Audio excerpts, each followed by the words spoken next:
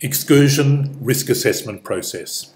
You might ask yourself, why bother with excursion risk assessment? What can they achieve? They can be very time consuming, so why bother? Well, here's a good reason. From 1960, Dr. Andrew Brooks has been reviewing more than 120 outdoor education excursion fatalities in Australia. This is young people and sometimes staff members who've died on excursions in Australia.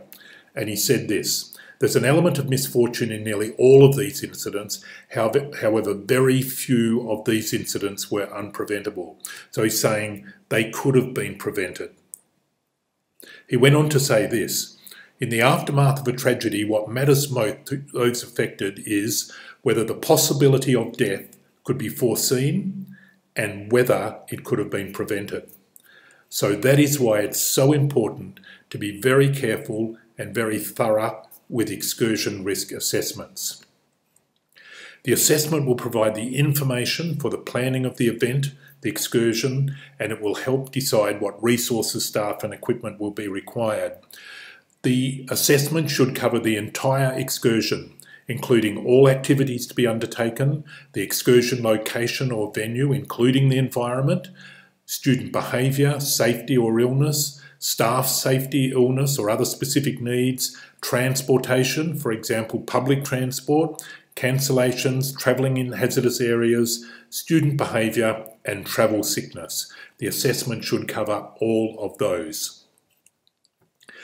The risk assessment must be completed during the planning of the excursion, reviewed before the commencement of the excursion, and when appropriate or required during the excursion, and usually they're reviewed afterwards. Responsibilities and processes for treating risks must be communicated to all excursion staff before departing on the excursion.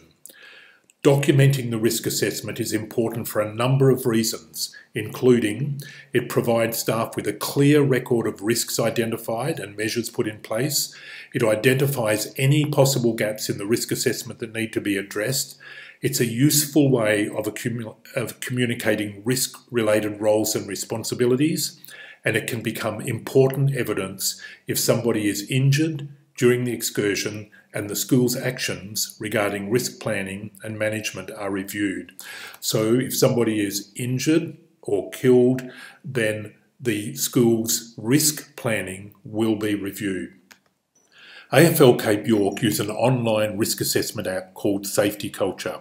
So log in and let's add the excursion details. First of all, where are we going? We're going to Crystal Cascades, and the date of the event is the 9th of December.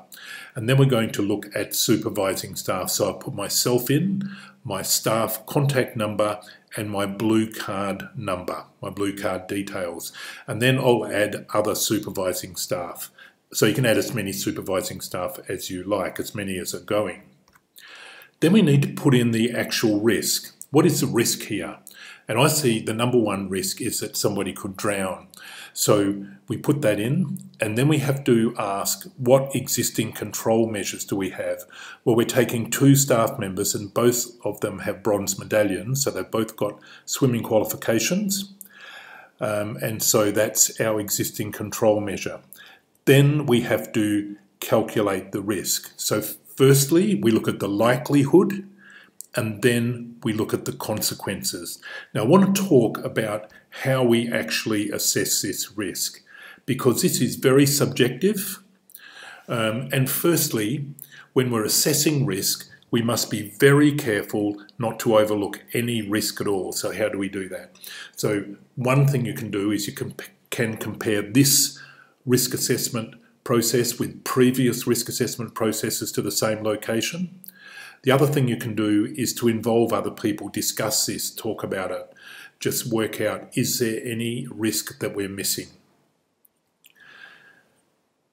This is a very subjective process. And so that means that different people will have very different ideas about choosing the likelihood and the consequence. You know, one person might be up here and another person might be here. And so it is very subjective. So what do we do?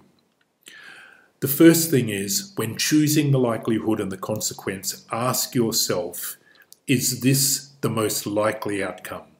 Is this the most likely thing that would occur? When choosing the likelihood and the consequence, if you're unsure, then consider what's happened in the past. So, for example, if you're looking at a hazard, let's say, just say for a moment that it's a paver and a paver's sticking up, and you're looking at that paver and you're trying to assess a risk, and you're saying the likelihood is that it is very likely that someone will trip over and hurt themselves. Well, ask yourself, in the last couple of months that this paver has been sticking up, how many people have tripped over and hurt themselves? So that will help you to work out the likelihood. And then if some people have actually tripped over and hurt themselves, what was the consequence? You know, was it a grazed knee? Was it in-house medical help? Did you have to take them to hospital? What actually happened?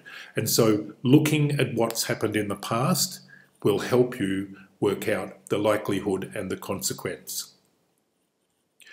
Because this is a very subjective process, it's good to involve more people. If one person does your risk assessment by themselves, there can be bias. So try to involve as many people as you can.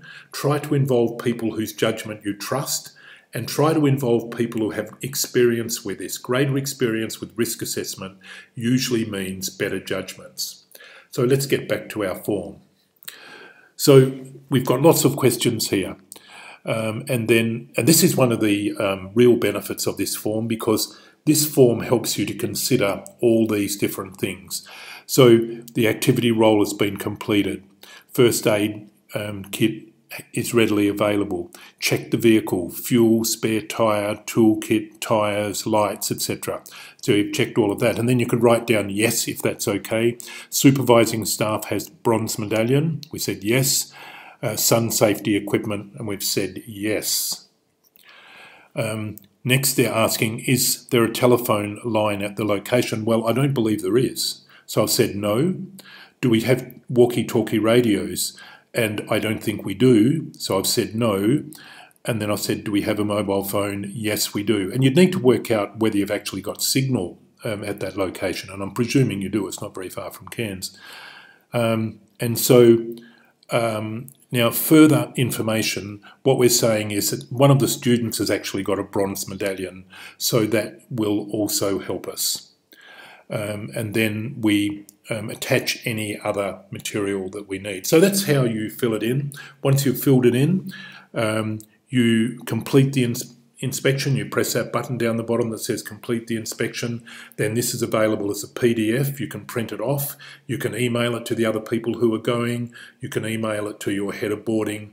But it's a very good process because it's comprehensive. It helps you to work through all the different parts of this. Then you get this risk assessment document. You get it as a PDF, and you can see it here. It says that our inspection score is 89.47, and I think that's because we did not have a telephone line at the location and we don't have walkie-talkies. And so then you can just go through the rest of it, and you can see there that it has put all the information down. It's put my phone number and my blue card, John Smith, his details, the vehicles required, the sort of vehicle it is, the number of staff, the number of students, the risk, existing control measures. We've got our risk assessment table with the likelihood and consequence, and the control effectiveness. What we see is the control effectiveness. The second is from injury, from falling down that rock slide. And so our existing control measures would be that the staff are monitoring this, and there will be some restricted areas. And so we fill out our risk assessment table, the likelihood and the consequences, and our control effectiveness, what we believe our control effectiveness is, and then we have a look at all these things. So we've said yes for the role, yes for the vehicle, supervising staff have the right qualifications, sun safety equipment is there, we've got drinking water, we've got suitable personal protective equipment, all equipment and facilities comply with relevant safety standards. So you'd need to check that to make sure that whatever you're taking does actually comply, that it's current and it complies. Things like if you're taking a flotation device or if you're taking a first aid kit, that it's current and up to date. You've got food and snacks enough for all participants. Now it's highlighting again the fact that we don't have a telephone line or we don't have walkie-talkies. And then it's going through all of these things that we have already completed with our response to it. Yes, activity, role completed, yes, first aid, and so on. And that's our PDF that we can get out of this whole process. And that, as I said before, this PDF can then be printed out. You can take it with you. You can look at it if you want to, if you need to, and you can also send it to other people that are involved. Now, the activity for this video is quite detailed. So what we're asking you to do is to fill in this excursion risk assessment. So make up an excursion. So you could use this one here, plan an excursion to Ross and Lock with 15 boys, 3 staff members in a Toyota Coaster. And if you can fill in this whole document as if it were the online version. The risk assessment matrix has a fair bit of detail on it, and that should help you as well. Thank you very much.